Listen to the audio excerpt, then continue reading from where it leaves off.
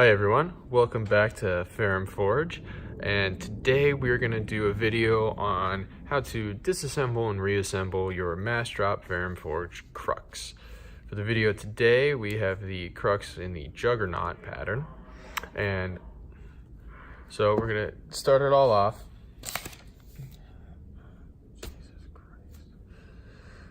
Edit, right. So the tools that you're going to need for this are a T6 driver, a T8 driver, right? You might need a simple lighter, and of course, lubricant.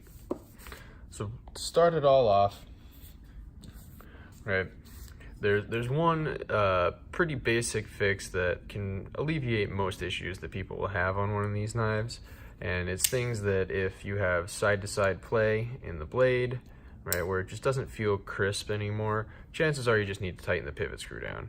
And that one's simple with your T8. Just give it a little tight, making sure you're tight. And the trick here is to not tighten it down too much, just where it starts to feel snug, and then you should be perfect. Right, so if you're having any little issues, go ahead and just try and tighten the pivot screw down and see how that works out. But we're gonna go ahead, because these live in your pocket, they are gonna get full of dirt and gunk, and you guys know the pocket gunk. So we're gonna show you how to take this apart, clean it all out, and let's get right into it.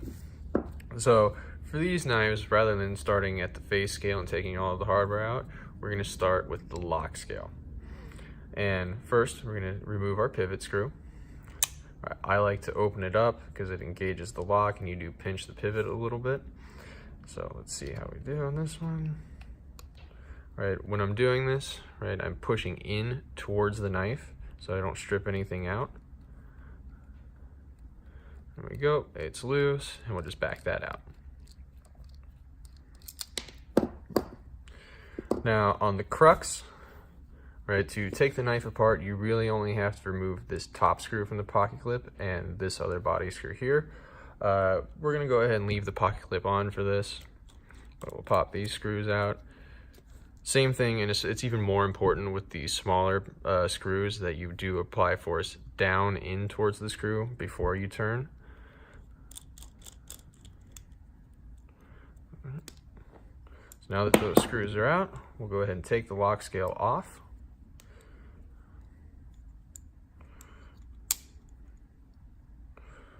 Okay. Now, if you want to, if you have a lot of gunk in there, you can take the backspacer out and clean that separately.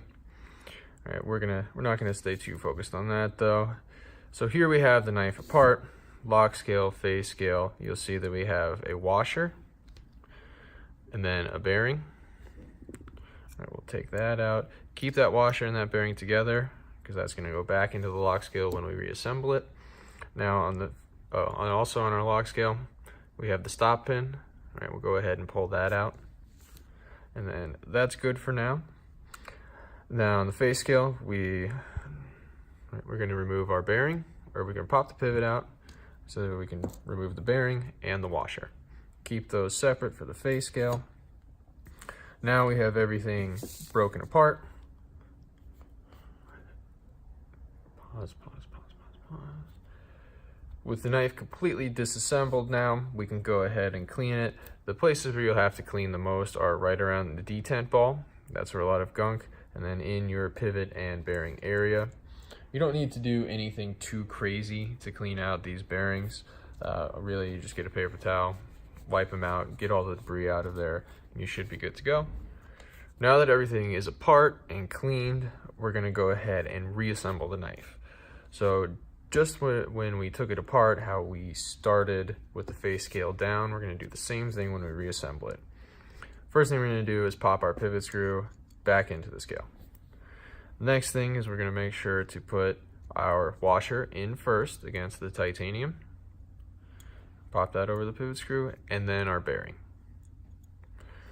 Before we put the blade in, there's two things. We wanna pop our stop pin back in. Right. And since this is all clean, we want to put a little bit of lubrication on the pivot itself. And all you really need is one small drop. So that's all I'm going to put on this. Just one little drop on there. We're going to put the blade back in place.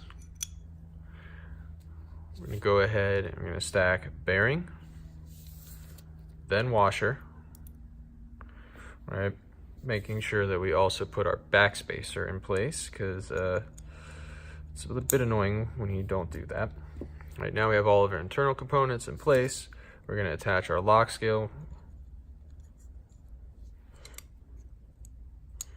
making sure that everything is lined up. Now, I like to put in the pivot screw first. Right, so holding the knife together, go ahead and run that in.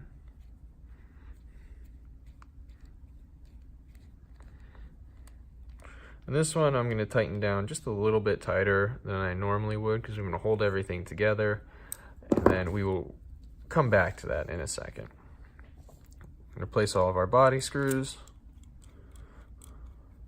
Those are back in, and again, be careful to always apply force down, into the screw. That will help a lot with not stripping stuff out.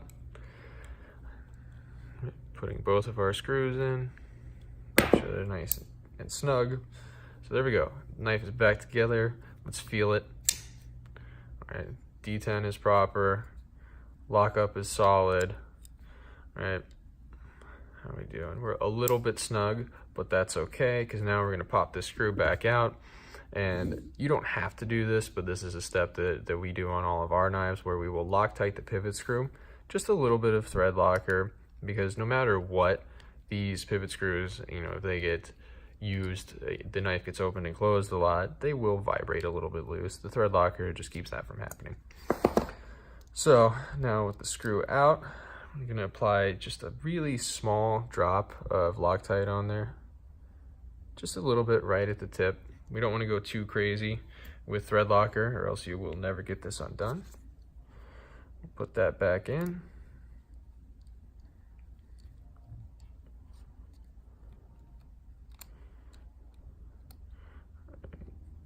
Just tight enough. Let's see how we did. Have any side-to-side play? I have a little bit in there, so we're just gonna, we're talking less than a 1/16 of a turn, just a little nudge. There we go. Ow. Okay, it's feeling better. Excellent. Now that we have it all Loctited in place, right, we're happy with the action, relatively centered. Right, the last thing that you want to do is we're going to put one small drop of lube on the detent ball itself within the knife. And this one, really concentrate on a small drop of lube. Right.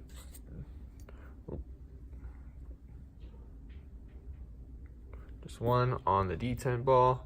We're going to give it a couple cycles, run it through. There we go. We can feel it really smoothing out.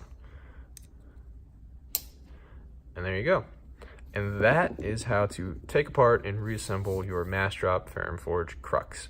If you have any questions, please leave them down in the comment section. We'll do what we can to answer them. And like all the YouTube videos ask you, go ahead and give us a like, subscribe to our channel. And if you want to turn the notifications on so you get updates, we are going to be doing a lot more of these how-to videos coming up into the new year. So stay tuned, right? If we don't have the particular knife that you have up yet, we will soon. So, appreciate you guys. Have a great day and stay awesome, everyone.